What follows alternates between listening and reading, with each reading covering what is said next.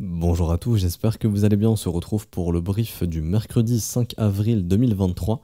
On se fera une petite mise à jour Ethereum aujourd'hui, plus axée Ethereum, qui est en avance sur Bitcoin. On fera aussi bien sûr un petit point sur BTC. Et on parlera du gold et du dollar, donc le gold qui a enfin breakout et le dollar index qui est en train de casser au sud. Et on voit que c'est un peu favorable aux assets à risque, surtout à l'or, bon, qui n'est pas un asset à risque, mais très favorable à l'or. Et au Bitcoin qui pousse un petit peu. Donc tout ça, on va en parler aujourd'hui. Les résultats du concours sont tombés, donc bravo aux gagnants. Je vous contacte aujourd'hui pour vous... Enfin, je vous ai demandé vos adresses et je vous ferai les paiements aujourd'hui pour les gagnants. Donc, si vous m'avez envoyé vos adresses, non, c'est pas grave, bien sûr, j'attendrai un petit peu, il n'y a pas de souci. Donc, le concours est fini. Il y aura un prochain concours vendredi, très probablement. Je pense que ce sera vendredi. Donc, pareil, encore 500 € à gagner, à se partager à 5. Résultat, 4 jours après à peu près. On va rester sur ce rythme et du coup BitGet en profite pour ceux qui n'ont pas gagné. Vous avez justement une nouvelle forme de concours qui a été mise en place sur BitGet simplement. Donc il faut s'inscrire via notre lien partenaire. Si vous êtes déjà inscrit, vous êtes éligible à ce petit concours proposé par BitGet.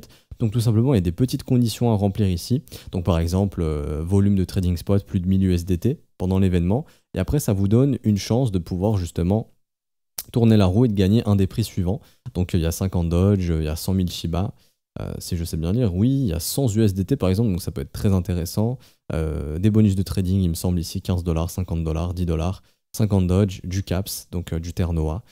Donc n'hésitez pas, pour ceux qui sont déjà inscrits, c'est gratuit en fait, vous avez juste à remplir certaines des conditions, pas obligé de remplir les 8.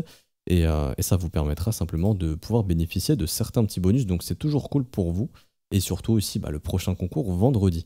Alors du coup, petite mise à jour du BTC. D'abord Ethereum, pardon, on va commencer par Ethereum. Donc enfin qui breakout, on en avait parlé, mais Ether était un petit peu plus, comment dire, plus fort que Bitcoin. Pourquoi? Parce qu'il était surtout beaucoup plus shorté. Hier, il me semble, si je dis pas de bêtises, mais je suis quasiment sûr, on avait fait un point Ethereum order flow surtout. Et on avait vu vraiment que la majorité était en train d'essayer de chasser du short en fait sur Ethereum. On avait vu ça, Bitcoin c'était pas trop le cas, mais Ether c'était vraiment le cas. Donc on avait vu ensemble que il y avait peut-être plus d'énergie pour aller plus haut en fait sur ETH, parce qu'il était beaucoup plus shorté. Les breakouts ont eu lieu, on est enfin sorti du range, on consolide sous résistance, rappelez-vous c'est assez bullish quand on fait ça. On breakout, et donc là on se dirige vers le haut du range ultime, c'est-à-dire que là en gros, ETH, il est dans un range depuis pas mal de temps, depuis en gros de juin, donc c'était le bottom du range, on avait fait le top en août, et là on revient sur des niveaux où Ethereum ça a été reverse la précédente fois. Donc, pour l'instant, c'est une localisation de vente, ça veut dire que en gros, si vous êtes quelqu'un qui a déjà de l'Ethereum, que vous êtes un swing trader, je parle pas d'investisseur long terme. L'investisseur long terme, je suis totalement d'accord avec lui que vendre Ethereum à ce prix-là, c'est peut-être pas la meilleure chose à faire. On reste dans des zones de rechargement long terme, il me semble. Ouais, tant qu'on est sous les 1900, on est dans des zones de rechargement long terme. Donc l'investisseur long terme, il va pas trop se dire, bon, moi je vais vendre ici. S'il a une optique de peut-être futur cycle 2025, etc., donc dans 2 ans. Par contre, le trader qui lui swing, là clairement on est dans des zones de vente de prise de bénéfices. Donc imaginons si j'ai 20 Ethereum, je vais en vendre 4-5. Je vais vraiment hedger, protéger la position, diminuer le risque, pourquoi pas remonter les stop loss, etc. si jamais j'ai encore des stops qui sont très bas, pour réduire le risque sur cette position. Plus le marché monte, plus votre risque doit diminuer, votre risque ne doit pas augmenter. Okay, donc si vous êtes dans le train, prendre des bénéfices, ça diminue le risque de la position, ça diminue l'exposition que vous avez sur la position, et ça vous permet de récupérer du cash et des vrais profits, parce que là c'est des profits latents si vous n'en prenez pas. Pourquoi? Parce qu'on arrive dans un haut de range, on arrive sur des extrémités de range. Et le marché s'est déjà retourné précédemment ici en août 2022, il peut très bien le refaire. Maintenant ETH est très bullish, que ce soit en weekly, quand on voit le graphique, après W, ici maintien des creux après la grosse mèche chasse au stop, cassure de résistance, encore une fois cassure de résistance ici. En mensuel c'est magnifique, en mensuel on a fait une clôture plus haute, là on est encore en train de pousser, on est sur le plus haut annuel, le plus haut de l'année 2023, on va venir chasser le plus haut de l'année 2022, c'était où? C'était... Ouais, c'est très haut encore, c'est dans les 3800, donc ça on verra dans plusieurs mois. Mais en tout cas, là franchement graphiquement très beau, vous voyez le précédent support qui est devenu résistance, qui est en train d'être cassé. Faut casser la résistance, mais n'oubliez pas, on est dans un haut de range, c'est une zone de take profit. Ok, pas total bien sûr, partiel, on prend un petit peu de bénéfice. Si on casse le range, les objectifs de sortie pour moi, on a déjà parlé, c'est 38,2 bien sûr, 2400 $ à peu près. Et l'objectif de sortie du range que j'ai noté ici, donc simplement c'est une extension que j'utilise souvent, 161,8 de 100% d'extension de Fibonacci. entre 2740 $ et 3180. Pour moi, il y a de grandes chances de finir le rallye quelque part par là, d'ici mai-juin, si on se plie à la saisonnalité. Ok, mais en attendant, on reste dans un haut de range. Vigilance. Déjà, acheter ici, honnêtement, encore une fois, ça dépend des points de vue. Si vous êtes investisseur long terme, que vous vous en fichez que Ethereum il perde 50% dans les prochains mois, par exemple, ça peut toujours arriver, même si là, actuellement, on est plutôt dans une tendance haussière, let's go. Parce qu'on reste encore au 61,8. Sachez que là, on est dans les derniers niveaux, c'est de l'investissement rationnel et professionnel, que ce soit sur Bitcoin et Ethereum. Au niveau des localisations, 61,8. Quand on est sous 61,8, c'est assez professionnel. On arrive dans des zones, dans les dernières zones où vraiment c'est très pertinent et très professionnel. Donc si c'est pour l'investissement long terme, que vous voulez un petit peu d'Ethereum dans votre bague, il y aura de grandes chances qu'il fasse un nouvel ATH, donc des prises de bénéfices au-dessus des 5000 $. Ça peut être pertinent et très intéressant. Maintenant, si vous êtes un swing trader, que vous suivez la tendance, oui, certes, la tendance est toujours haussière, mais là, actuellement, on arrive dans un haut range. Donc c'est plutôt une zone où c'est les vendeurs qui vont essayer de se trouver. Et le trade, pour moi, le plus intéressant, ce serait soit la cassure et ensuite le pullback avec des structures haussières qui montrent qu'il y a de la force pour aller plus haut. Ça serait déjà un trade beaucoup plus pertinent que de prendre le risque d'acheter le haut du range et de se faire manger et de se bouffer le retracement derrière si jamais il y en a un. Après, les gens sont pas très bullish, donc c'est ce qui facilite à avoir des frais haussiers. Mais la localisation fait que pour un acheteur, c'est chaud ici. Et parce que c'est chaud et parce que c'est compliqué, c'est peut-être pour ça que ça va casser justement, parce qu'il y a très peu de gens qui peut-être osent se positionner ici et préfèrent plutôt le short. Pour moi, le short, c'est pas possible dans le sens où il n'y a aucune confirmation baissière. Shorter ici, c'est un petit peu du suicide. Enfin, c'est y aller les yeux fermés. C'est en gros mettre un bandeau sur ses yeux, cliquer sur le bouton vendre et puis espérer que le prix baisse. Alors que quand tu as des conditions baissières, etc., des structures baissières, c'est déjà beaucoup plus facile pour encadrer un risque et de comprendre dans l'environnement dans lequel tu évolues. Là, c'est un environnement haussier. Certes, la localisation, c'est un haut de range, donc c'est plutôt une zone de prise de bénéfices et de short. Mais pour shorter, il faut des conditions, pour moi en tout cas, baissières qu'on n'a pas forcément ici. Ok ? Ça, c'est pour faire le point sur Ether. Du coup, on a aussi ETH BTC qui se comporte très bien, qui fait ses petites structures ici, très bien, donc ETH qui reprend un peu de force, on en avait parlé, mais Bitcoin qui est un peu faible, qui a une volatilité qui est pas très importante, donc ça en profite à l'Ethereum. Si on suit la saisonnalité, généralement, vous connaissez le schéma classique, mais je vous le rappelle, d'abord c'est Bitcoin qui pump, ensuite c'est ETH, ça c'est la deuxième partie. Donc là, je pourrais galère à faire le H aujourd'hui, voilà. Ensuite, généralement, une fois que ETH pump, c'est les high cap. Donc ça va être tout ce qui est Chainlink, Solana. Enfin, vous regardez dans CoinMarketCap, de toute façon, vous prenez les plus gros market cap. Généralement, les capitaux ensuite vont dans ce genre de projet. Cardano qui est assez fort. Bon, XRP, ça a déjà été le cas. Il y a Doge aussi qui a été poussé. Il y a Solana, Dot qui a une très jolie charte. D'ailleurs, peut-être que je ferai un point dessus demain ou vendredi. D'ailleurs, j'ai fait la vidéo de la newsletter si vous voulez. J'analyse beaucoup d'altcoins dedans. Donc pour récupérer le lien, c'est simple, c'est en commentaire en description. Mais sinon, le Trône, contact Systemio, newsletter Le Trône, vous mettez votre mail, je m'inscris et c'est gratuit, vous n'avez rien à payer. Et dans votre boîte mail, 15 minutes après, vous allez recevoir la vidéo d'analyse qui a déjà été tournée et qui sera dispo pour tout le monde samedi. Mais si vous la voulez maintenant, c'est possible, c'est gratuit. Il suffit juste de vous inscrire à la newsletter. Le lien, il est en description et en commentaire épinglé, tout simplement. Très facile à trouver. Ok, voilà. Et du coup, je reprendrai l'analyse de l'altcoin, je pense, demain. Et je pense que je ferai peut-être Polkadot parce que je le trouve assez intéressant. Et du coup, ça, c'est les high cap, AVAX, etc. Chainlink, mention spéciale, qui graphiquement commence à devenir vraiment magnifique. Lui, j'en parle dans la newsletter, d'ailleurs, de mémoire. Je suis quasiment certain, oui. Il commence vraiment à être pas loin de confirmer des belles structures. Il est très plat, donc ça sent la saisonnalité mai-juin, retracement, peut-être 15, peut-être même, je dirais dans les 15 $, pourquoi pas. Donc des opportunités qui sont plutôt intéressantes. Ça, j'en parlerai à la fin du brief au niveau de l'école. Et du coup, niveau saisonnalité, ETH, ensuite les high cap, et ensuite la dernière partie généralement d'un cycle haussier, c'est les low cap, donc là c'est les shitcoins, n'importe quoi qui pump. On est sur l'exit pump, généralement on fait tout pumper et on distribue le volume au public. Est-ce que le public est là? Pour l'instant non. Ça personnellement je le vois au niveau de mes stats YouTube, les gens n'ont rien à foutre du Bitcoin, je vous le dis clairement, que ce soit des altcoins du Bitcoin. Si vous la regardez par vous-même, après moi j'ai un peu la chance d'avoir une chaîne YouTube et d'avoir justement des axes d'intérêt qui sont bien connus, je le vois au niveau de pas mal de choses, que l'intérêt n'est pas là. Après, si vous voulez, vous l'avez sur Google Trends, vous mettez dans tous les pays Bitcoin, crypto, Ethereum par exemple, et là vous regardez, l'intérêt est très flat. Les gens s'en foutent. Il y a eu cet intérêt Bitcoin parce que le Bitcoin a perdu beaucoup de valeur pendant que l'intérêt, donc là c'était en gros quand on est passé de 25 à 19 000 très vite et qu'il y avait un peu la crise bancaire entre guillemets. Donc là Bitcoin a intéressé au niveau des médias, mais les gens ont été intéressés mais n'ont pas acheté. Les gens n'achètent pas quand ça baisse, les gens achètent quand ça monte. Et donc là, pendant que le marché monte, vous voyez que l'intérêt il rebaisse encore. Et moi, je le vois au niveau de mes stats YouTube, vous n'êtes plus trop à regarder les briefs. Donc là, on est dans les derniers survivants. Donc sachez que le public n'est pas là. Et que bon, bah, de toute façon, le public ne verra pas cette vidéo parce qu'il n'est pas là. Mais sachez que vous allez pouvoir distribuer sur eux parce qu'ils vont arriver bientôt. Quand les prix vont commencer à accélérer, si les prix accélèrent, bien sûr, hein, si Bitcoin n'est pas sur un top, j'en avais parlé, mais les order books sont vides au-dessus des 30 000 sur la majeure partie des exchanges. Une fois qu'on casse les 30 000, il n'y a plus grand-chose. Vous voyez que là, je dézoome comparé à ce qui est ici. Hop, vous voyez, c'est vide en fait. Hein. Là encore, je suis sur Coinbase.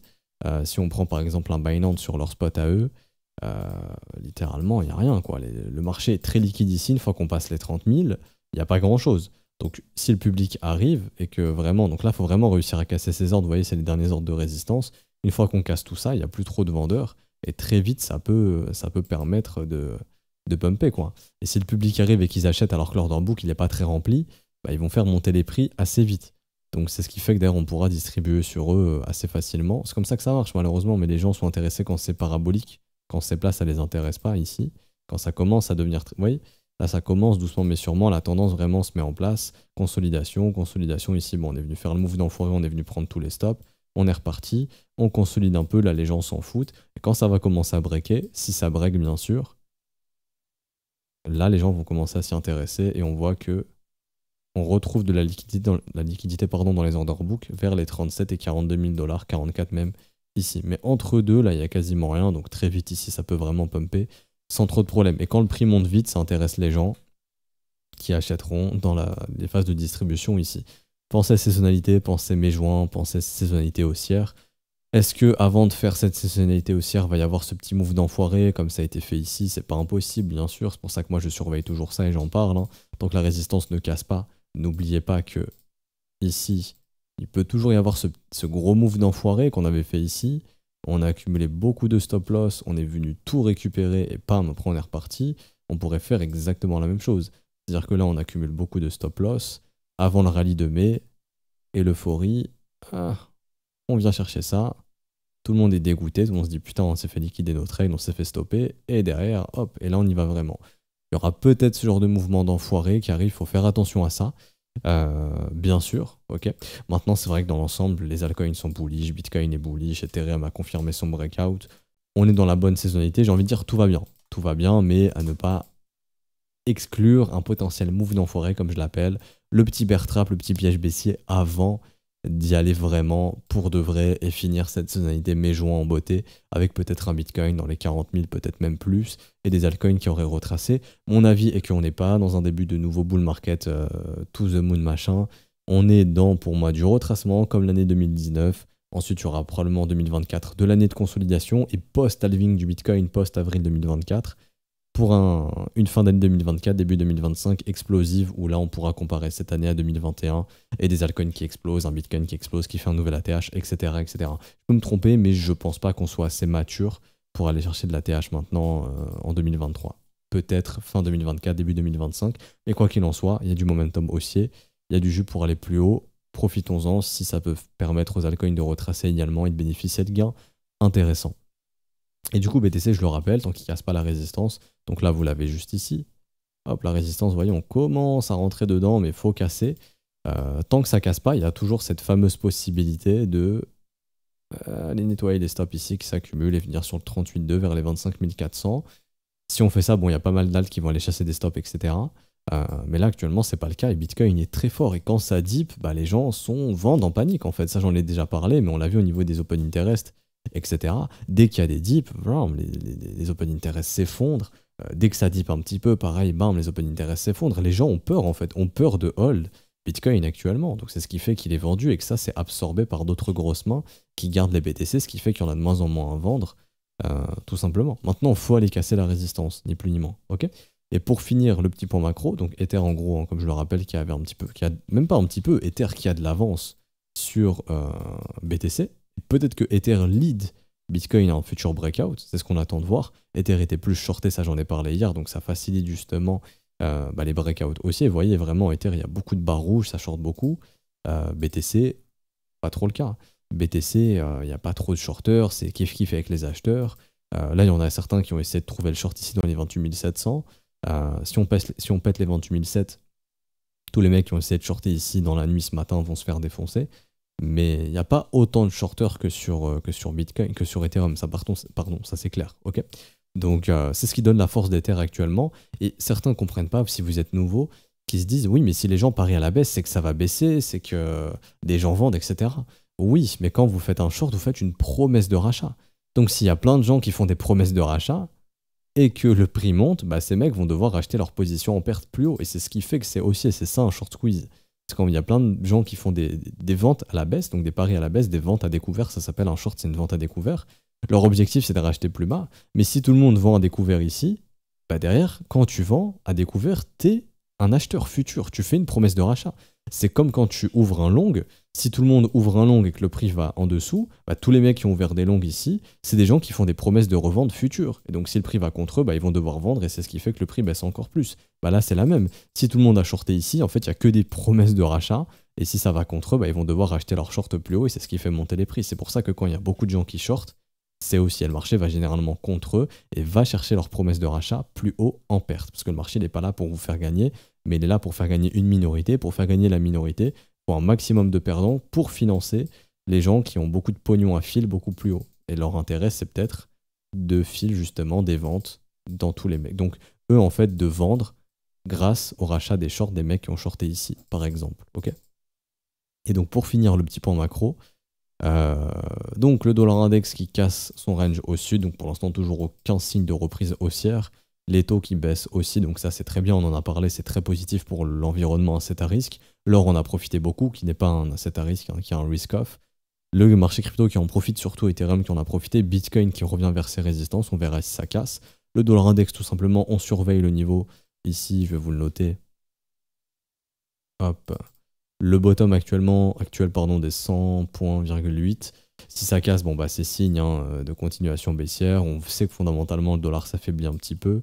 Donc c'est un petit peu aligné à la technique. Maintenant attention, c'est un bad range à tout moment. On peut retrouver de la force et retourner vers le haut du range. Parce que c'est du range et que dans un bad range, on peut retrouver de la force. Donc attention à ça. Mais c'est bien cette cassure baissière. Et du coup, la cassure baissière du dollar index donne la cassure haussière de l'or, qui est très bullish. Le Bitcoin qui est un petit peu corrélé à l'or, est-ce que ça va lui permettre aussi lui d'y aller, de casser sa résistance? C'est ce qu'on attend de voir. Si c'est le cas, tant mieux. Et donc là, ici, l'or qui justement breakout, très bien. Objectif, la TH, premièrement, 2078 points. Et si on casse les 2078 points, pour moi, objectif de continuation, 2140 points à peu près. Donc l'or qui fera un nouvel ATH. Et parce que beaucoup de pays, beaucoup de banques centrales augmentent leurs réserves d'or, etc. Donc c'est un narratif haussier pour l'or. Dans un monde où les banques sont pas très safe, ça aussi c'est un narratif pour l'or. Donc la technique est haussière et les narratifs sont haussiers. Donc il y a tout ce qu'il faut pour qu'on continue d'avoir un or haussier. Si vous achetez de l'or ici, vous achetez proche d'un ATH, proche d'un top récent, ça reste quand même assez dangereux. Avoir dans l'ATH 2090 points, ça reste quand même très dangereux. Le train est quand même passé. Maintenant, si vous êtes dedans, l'objectif, hein, c'est simplement profit, profit, profit, etc., etc. Et donc pour finir ici, le S&P 500 qui, en revanche, lui ne profite pas de ce breakout baissier du dollar index et de cette baisse des taux, encore sur les taux long terme. Donc assez bizarre. Bon après, il a bien poussé. Il est sur un niveau de résistance qui est clé quand même, ce gros niveau de résistance, donc c'est normal d'avoir un rejet. Pour l'instant, je vois pas de, comment dirais-je, de changement dans le comportement du prix ici. Je vois pas encore grand chose sincèrement. Enfin, il y a quand même de la cassure de creux, etc. Donc court terme, il faudra surveiller à ce que le prix ne nous imprime pas maintenant des sommets descendants. C'est-à-dire en gros, je viens tout simplement dans ces zones de prix pour vous faire quelque chose comme ça, quoi. Ça serait signe de reverse sur le S&P et signe de retracement, donc ça faudra faire attention. Et du coup, on sera bien dans le mouvement où on a cassé du sommet, ok, et là on est dans peut-être l'attente de trouver un creux ascendant pour derrière faire ça. Donc là peut-être qu'on est dans ce move de ok, je suis en attente de trouver mon creux ascendant maintenant en daily pour pouvoir continuer de pousser plus haut et aller vers la big résistance des 4300 points à terme. En tout cas, quoi qu'il arrive, en tant que le dollar index ne rebondit pas fortement dans son bad range ou pose pas une structure de bottom, on est dans un environnement propice aux assets à risque, donc au Bitcoin, aux crypto-monnaies en général, à l'or qui est un risk-off, en fait à tout ce qui est opposé au dollar et au taux, tout simplement. Donc techniquement, ça peut être aussi positif pour les bonds, etc. etc. Bon, les bonds, quoique, faudrait regarder. Là, les taux merdent un petit peu. Ouais, là, les bonds en profitent quand même. Donc, même les bonds ont envie d'y aller si ça breakout ici. Donc, c'est un environnement qui est favorable pour l'instant à tout ce qui est opposé au dollar et au taux, donc quasiment tout, hein, tout simplement. Par contre, si les taux se reversent et le dollar se reverse, là, on est dans des zones où ça peut le faire. Maintenant, la dynamique est toujours baissière, mais ça peut le faire. Attention à la réaction sur les autres. Par contre, si ça casse vraiment, bon bah là, faut s'attendre à une poussée encore du gold et à un Bitcoin qui enfin irait casser sa résistance. Ça, c'est ce qu'on surveille, ok? Donc on s'arrête ici pour aujourd'hui, j'espère que ça vous aura plu. J'en ai pas parlé en début de brief, mais c'est toujours le meilleur moment pour rejoindre l'école via le Patreon, donc tout ce qui est paiement bancaire et PayPal. Si vous souhaitez vous former, ce matin on a vu beaucoup d'altcoins qui commencent vraiment à devenir intéressantes. Donc n'hésitez pas à nous rejoindre si vous voulez avoir l'accès à ces analyses, aussi aux cours, aux exercices, aux examens, tout le contenu de l'école, du Discord pour échanger avec les élèves qui partagent aussi leur setup, etc. N'hésitez pas à nous rejoindre. Vous pouvez annuler votre abonnement à tout moment, c'est sans engagement. Tout est dispo en rediffusion. Si vous loupez le brief du matin, il est dispo en rediffusion. Il est séquencé. Il y a une doc aussi, donc il y a un Google Doc que je fais tous les jours dans lequel je résume et je mets les informations clés, les assets clés à surveiller. Donc il y a absolument tout dans le doc. Donc n'hésitez pas, vous êtes les bienvenus. Et après le début du mois, ce sera trop tard. Donc là, on est dans les derniers jours où c'est encore intéressant de nous rejoindre. Aussi à vous inscrire via notre partenaire BitGet pour bénéficier de rendement sur vos fees, enfin de réduction sur vos fees, pardon. Également un marché spot qui est très garni, une plateforme qui se développe énormément, qui récupère beaucoup de parts de marché. Donc c'est pour ça que c'est notre partenaire. Et aussi pour participer au prochain concours et aussi le petit concours qu'a mis en place BitGet qui vous accorde des bonus. Donc c'est toujours sympa. Et c'est des bonus qui ne sont pas forcément proposés sur les autres plateformes. Donc c'est toujours un plus pour vous.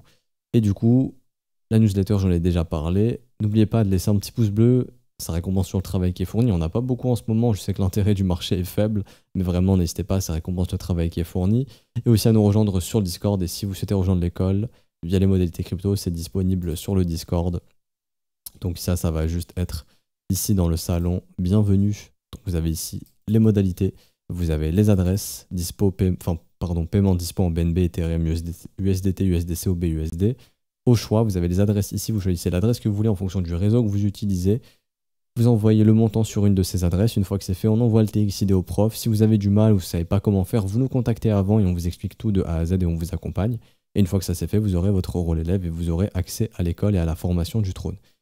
Je vous souhaite une bonne journée. On se retrouve donc demain ou vendredi. On verra bien si Bitcoin breakout, je pense probablement demain. Mais je pense qu'on se rejoindra quand même demain pour faire un petit point sur Dodge, je pense, que je trouve assez intéressant. Je ferai une update dessus. Mettez-moi vos assets en commentaire, je continue de les noter. Bonne journée à tous, à demain ou à vendredi. Ciao, ciao.